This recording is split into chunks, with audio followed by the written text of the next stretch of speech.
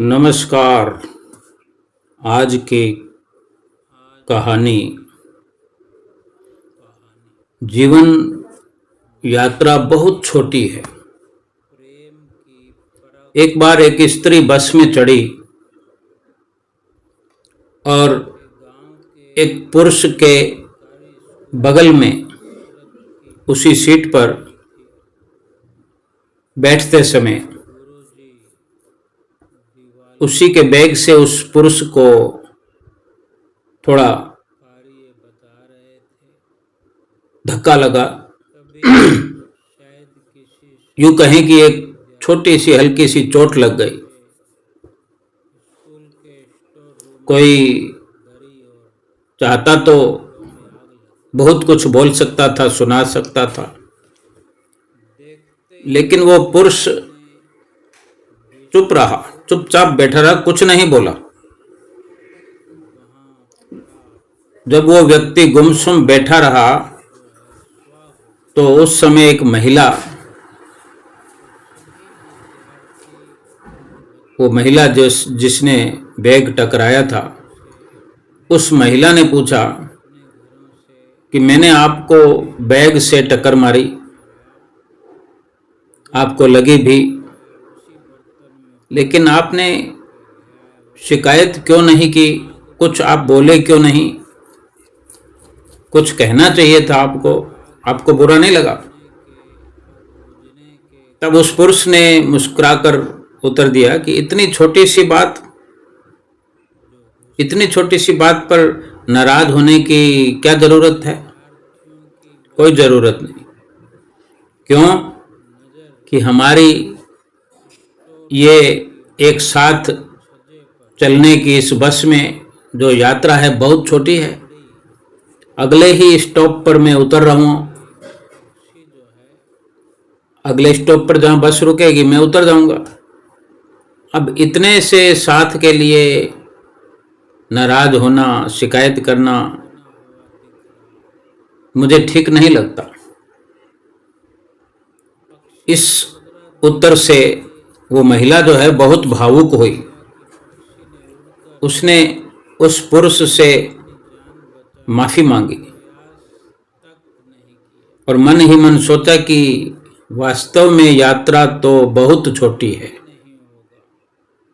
इन शब्दों पर बड़ा गहराई से विचार करने लगी और सोचने लगी कि ये शब्द जो हैं ये तो स्वर्णिम अक्षरों में लिखे जाने चाहिए कि यात्रा बहुत छोटी सी है। अब ये कहानी जिन शब्दों को लिए हुए है, जिस प्रकार से हमारा मार्गदर्शन हो रहा है, इसके माध्यम से हमें ये समझना चाहिए कि इस संसार में हमारा समय इतना कम है। पूरे जीवन की यात्रा को भी अगर इससे तुलना करें तो हम कह सकते हैं कि हमारी जीवन यात्रा छोटी सी है। हमारा जो समय है इस दुनिया में बहुत कम है। इसके लिए बेकार की बहस करना, तर्क वितर्क करना, एक दूसरे से जलन रखना, ईर्ष्या रखना, दूसरों को माफ न करना, असंतोष और नकारात्मक भावनाओं में उलझे रहना, वास्तव में समय और ऊर्जा की ये मूर्खतापूर्ण बर्बादी ही है।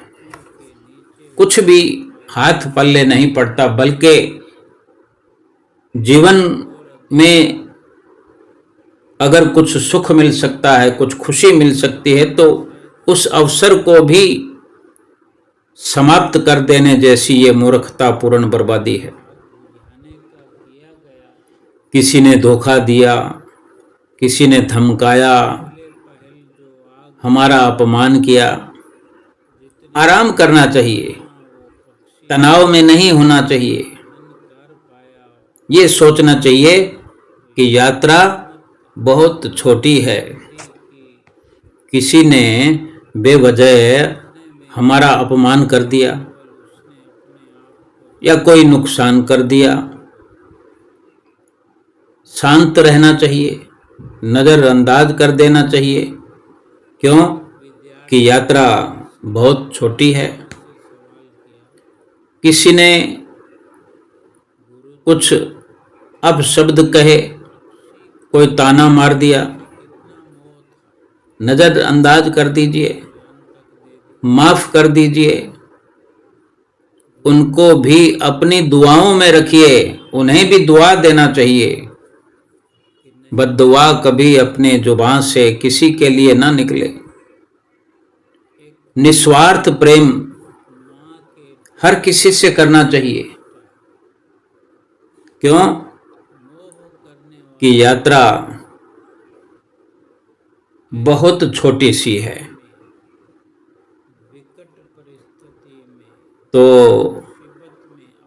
कितना ये शब्द हमारे काम आ सकते हैं, मार्गदर्शन हमारा कर सकते हैं।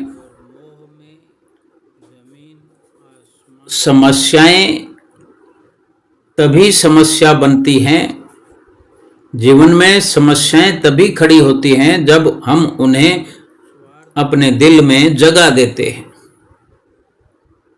व्यर्थ में समस्याओं को बढ़ाते हैं। याद रखना चाहिए, हमारा किसी के भी साथ उठना बैठना है, व्यवहार है, काम काज है, घर गृहस्थी है, लेकिन सभी के साथ का सफर जो है हमारा बहुत छोटा है। इस जीवन यात्रा की लंबाई किसी को नहीं पता। लंबाई तो छोड़ो, कल किसने देखा है? ये सफर जीवन का कब रुक जाएगा हमारा? किसी का साथ कब छूट जाएगा? कौन जानता है? कोई भी तो नहीं जानता। तो आओ अपने मित्रों, रिश्तेदारों और परिवार का सम्मान करें, उनका आदर करें। हम दयावान बने, प्रेम की मूर्ति बने, क्षमाशील बने, कृतज्ञता और आनंद से भरा जीवन जिए। क्योंकि सचमुच हमारा साथ किसी के साथ भी, हमारे साथ का सफर बहुत छोटा है। अपनी मुस्कान सभी के साथ बांटिए, अपनी जिंदगी को सुंदर, अति सुंदर और आनंदमयी बनाइए। क्योंकि चाहे समूह कितना ही बड़ा क्यों ना हो, चाहे कितने लोगों का साथ क्यों ना हो, जीवन में हमारे चाहे कितने लोग क्यों ना हो, लेकिन हमारा जीवन, हमारी यात्रा बहुत छोटी है। इस जीवन के सफर में किसको कहाँ उतरना है, कितनी देर साथ सफर करना है, ये तो किसी को मालूम नहीं। फिर क्यों बेकार में प्रसन्न रहने की बजाय दुखी होकर के जीवन व्यतीत कर रहे हैं? क्यों नहीं मुस्कुराकर जीवन को व्यतीत करते? क्यों नहीं जीवन को आनंद पूर्वक व्यतीत नहीं करते? हर किसी वस्तु के लिए, हर किसी सुविधा के लिए रात और दिन लगे रहते हैं, लेकिन जो भी सुविधाएं हैं उसको कभी भोगने की कोशिश नहीं करते। ये कितने दुख की बात है कि जो कुछ प्रभु ने दे दिया है उसको नजरअंदाज करके, और जो नहीं हमें मिला है उसको प्राप्त करने में ही ये जीवन नष्ट कर रहे हैं, ये समय नष्ट कर रहे हैं। ये मूर्खतापूर्ण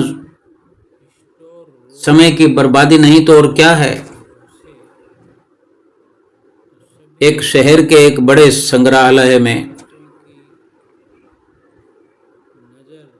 जैसे बड़े शहरों में बड़े बड़े संग्रहालय होते हैं, ऐसे ही जिसको म्यूजियम कहते हैं, वहाँ संग्रहालय के बेसमेंट में कई पेंटिंग्स रखी हुई थी।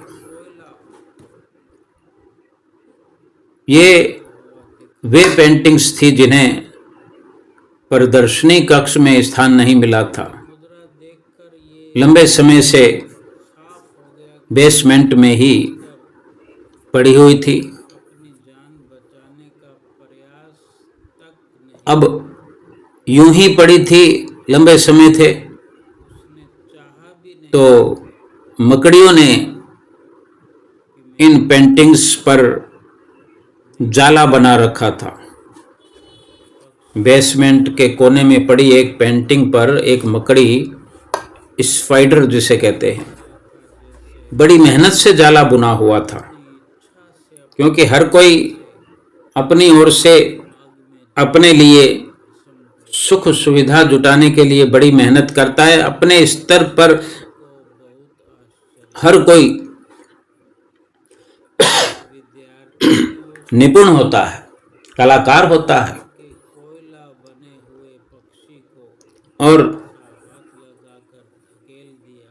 जो जाला बुना हुआ था मकड़ी ने, यानी वो उसका घर था। बड़ी मेहनत से उसने अपना घर बनाया और उसके लिए दुनिया की सबसे प्यारी चीज थी वो जो घर है, क्योंकि बड़ी मेहनत की। अब यूं तो वो चाहे इंसान के लिए वो जाला मायने न रखता हो, लेकिन अगर कह दिया जाए किसी इंसान से तो ऐसा जाला बना भी ना पाए जो मकड़ी बनाती है। स्पाइडरमैन जो जाल बुनता है अपने रहने के लिए, अच्छे से अच्छा कलाकार भी कोई इंसान हो तो वो बना नहीं सकता। लेकिन उस मकड़ी के लिए तो वो दुनिया की सबसे प्यारी चीज है।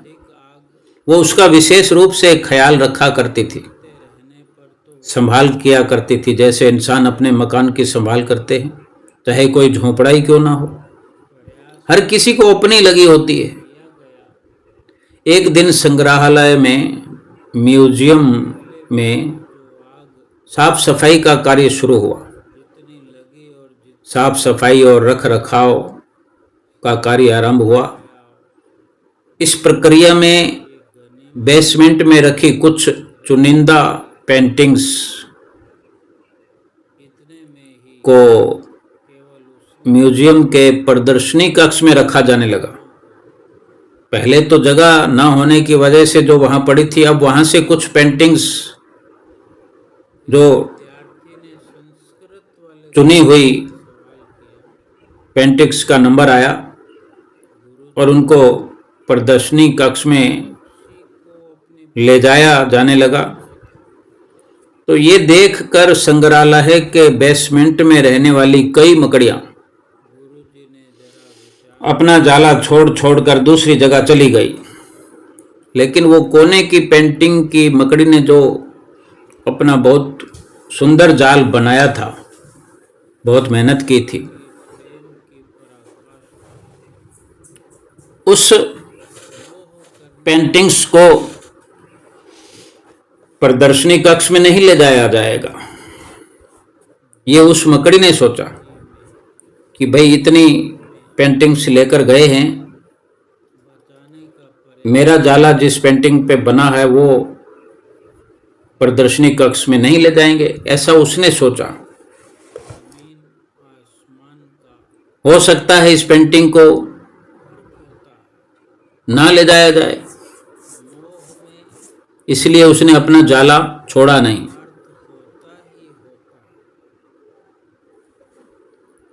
क्योंकि कुछ पेंटिंग्स कोई ले जाना था, कुछ पड़ी थी, तो उसने ये बड़े आराम से सोच लिया कि हो सकता है मेरी वाली पेंटिंग को तो नहीं ले जाएंगे। लेकिन कुछ समय बीतने के बाद बेसमेंट से और अधिक पेंटिंग्स उठाई जाने लगी। अब और भी जगह खाली हो गई, लेकिन तब भी मकड़ी ने सोचा कि ये मेरे रहने की सबसे अच्छी जगह है, इससे बेहतर जगह मुझे कहाँ मिलेगी। वो अपना घर छोड़ने को तैयार नहीं थी, इसलिए उसने अपना जाला छोड़ा नहीं। लेकिन वो घड़ी भी आई, वो दिन, वो सुबह भी आई कि एक सुबह संग्रहालय के कर्मचारी उस कोने में रखी पेंटिंग को भी उठाकर ले जाने लगे। अब मकड़ी के पास अपना जाला छोड़कर जाने के अलावा कोई और दूसरा रास्ता था नहीं, और जाला ना छोड़ने की स्थिति में वो मारी जाती।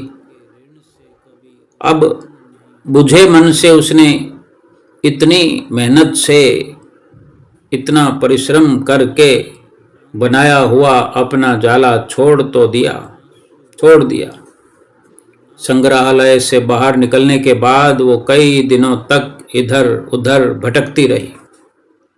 कई परेशानियों से उसे दो चार होना पड़ा, बड़ा दुखी होना पड़ा। बड़ी दुखी रहा करती थी वो कि उसका खूबसूरत घर भगवान ने उससे छीन लिया और उसे इस मुसीबत में ढकेल दिया कि दर दर भटक रही है, कुछ समझ में नहीं आ रहा। ये इंसान से जोड़कर समझने के लिए एक उदाहरण भी है कि इंसान भी इसी प्रकार जीवन को जीता है, जबकि ये जीवन यात्रा बहुत छोटी है। अब वो अपने पुराने घर के बारे में, संग्रहालय में जो मकड़ी ने जाला अपना बना रखा था, घर बना रहा था, अपने पुराने घर के बारे में सोच सोच कर दुखी हो जाती। घर तो छोड़ दिया, वो जाला छोड़ दिया मकड़ी ने, भटक रही है, लेकिन उसी के बारे में सोच रही है। मेरा घर था, छूट गया, भगवान ने ठीक नहीं किया, मेरे लिए मुसीबत पैदा कर दी। अब मैं कहीं रहूं, चाहे उससे अच्छा स्थान तो कभी हासिल नहीं होगा। लेकिन फिर भी इतना सोचने पर भी उसे अपने रहने के लिए ठिकाना तो ढूंढना ही था। इसलिए वो लगातार प्रयास करती रही, कभी इधर कभी उधर, कभी इस बगीचे में कभी उस बगीचे में। आखिरकार एक दिन वो एक सुंदर से बगीचे में पहुंच गई। बगीचे में पूरा निरीक्षण किया तो बगीचे में एक शांत एकांत कोना था जो मकड़ी को बहुत पसंद आ गया। अब पसंद आ गया तो फिर उसने फिर से उसी प्रकार पहले की तरह मेहनत करना शुरू कर दिया। कुछ ही दिनों में पहले से भी सुंदर जाला तैयार कर लिया, अपना घर बना लिया। ये उसका अब तक का सबसे खूबसूरत घर था, यानी पहले वाले घर से भी कहीं अधिक खूबसूरत था। अब वो पहले से भी खुश हो गई, उसकी खुशी का कोई ठिकाना ना रहा। तब ये ज्यादा खुशी हुई कि जो हुआ अच्छा ही हुआ, वरना इतने सुंदर स्थान पर, इतने सुंदर घर में वो कभी नहीं आ पाती। जो पहले बेकार में दुखी हुई, अब उसको समझ आने लगा कि मैं बेकार में इतने दिन दुखी हुई, भगवान को भी कोसा, बुरा भला कहा, लेकिन उस घर को छोड़ते नहीं तो इस सुंदर घर में कैसे रहने का मौका मिला। और अब वो खुशी खुशी वहां रहने लगी, आनंद पूर्वक। अब ये एक सीख है कि अगर ये समझ में आ जाए कि जीवन छोटा सा है, जीवन का सफर, जीवन की यात्रा बहुत छोटी सी है, कभी भी कुछ हो सकता है। सोचो कभी भी एक अवस्था नहीं रहती। अब अगर इस विचार से जीवन व्यतीत करें कि यात्रा तो बहुत छोटी सी है, क्या फर्क पड़ता है कि सुखी कोई घड़ियां पल जीवन में आ गए हैं या दुखों वाली कोई घड़ी आ गई है, रहने का ठिकाना अच्छा मिल गया है या रहने का ठिकाना छूट गया है, कब कहाँ किस वक्त कोई मुसीबत आ जाए, अगर ये विचार आ जाए कि जीवन यात्रा बहुत छोटी है तो फिर समय तो गुजर ही जाता है। ऐसा ना भी सोचें, हमारे दुखों के फिरते रहें, दुखी होते रहें तो भी सफ़र तो व्यतीत हो ही जाता है, लेकिन ये विचार करें कि जीवन तो बहुत छोटा है, सफ़र तो बहुत छोटा है जीवन का, तो दुख कम हो जाएगा, दुख खत्म हो जाएगा, दुख ना के बराबर हो जाएगा कि जब थोड़ी सी जिंदगी है तो फिर दुखी क्यों होना, थोड़ा सा सफ़र है तो दुखी क्यों ना। हम देखते हैं कई बार ट्रेन में चढ़ते हैं, बस में चढ़ते हैं, अचानक से जाना पड़ता है, व्यवस्था नहीं हो पाती तो जैसी जगह मिल जाती है, वेटिंग टिकट लेकर भी, स्लीपर क्लास का टिकट है, एसी का टिकट है, कई बार खड़े होकर जाना पड़ता है। एसी के कोच में सभी ने एसी का किराया दिया होता है, लेकिन जो खड़े हुए हैं वो यही सोचते हैं कि टाइम पास करना है, कहीं किसी की सीट के साथ थोड़ी सी जगह मिल जाने पर कितनी आत्मसंतुष्टि से भर जाते हैं, नीचे बैठ जाते हैं, चादर बिछा लेते हैं, अखबार बिछा लेते हैं, गैलरी वाले रास्ते में गेट वाले रास्ते में गेट के पास खड़े होकर घंटों सफ़र करते हैं। सर्दी का भी अवसर होता है, गर्मी का भी अवसर होता है। इसी प्रकार जीवन की हर घड़ी को, हर पल को व्यतीत कर लिया जाए, ये सोचते हुए। और यूं तो सीट मिलने पर भी संतुष्टि नहीं होती, बहुत कुछ सोच लेते हैं कि सीट ऊपर वाली मिली है, बीच वाली मिली है, ये मिलती तो ठीक रहता, वो मिलती तो ठीक रहता, खिड़की के पास मिलती तो ठीक रहता, साइड बर्थ मिलती तो ठीक रहता। बहुत कुछ है सोचने को, कोसने को, संतुष्ट होने को।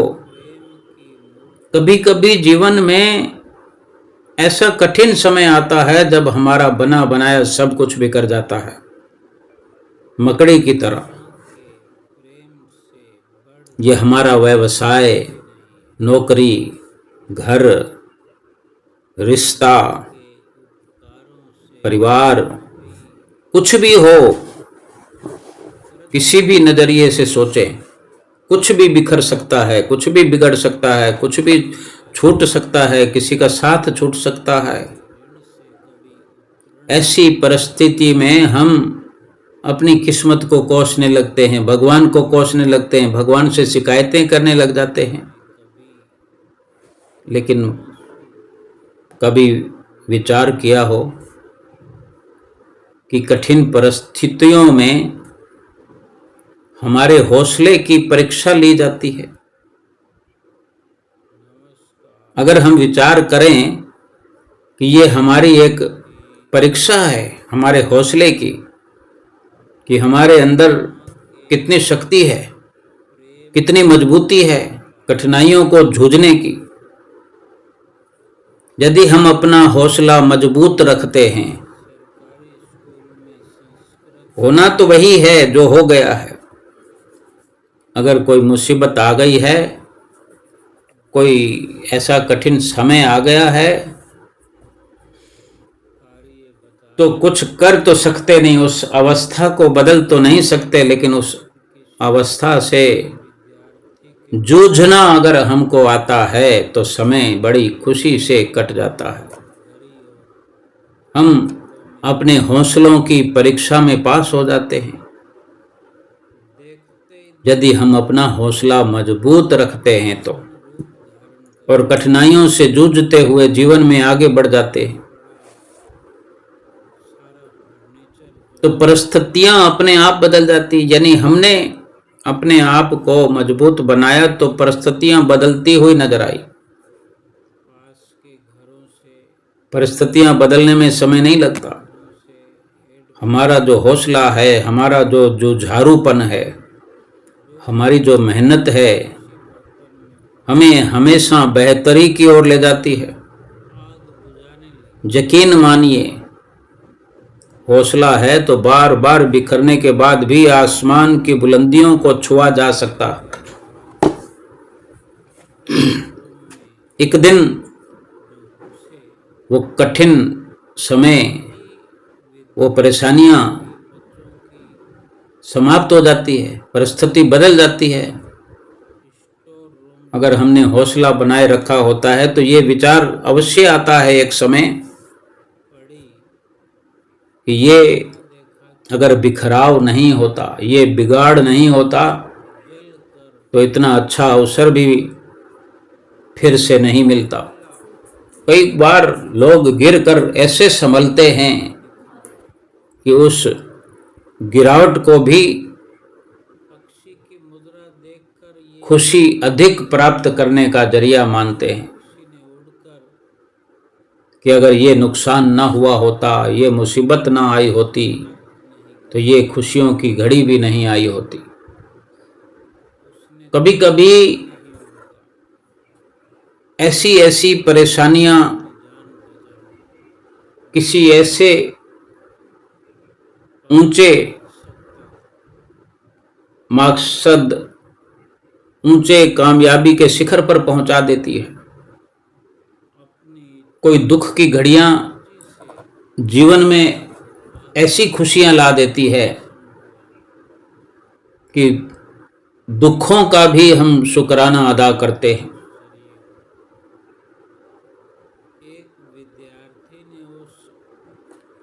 अगर इसी बात को ही हर वक्त ध्यान में रखा जाए,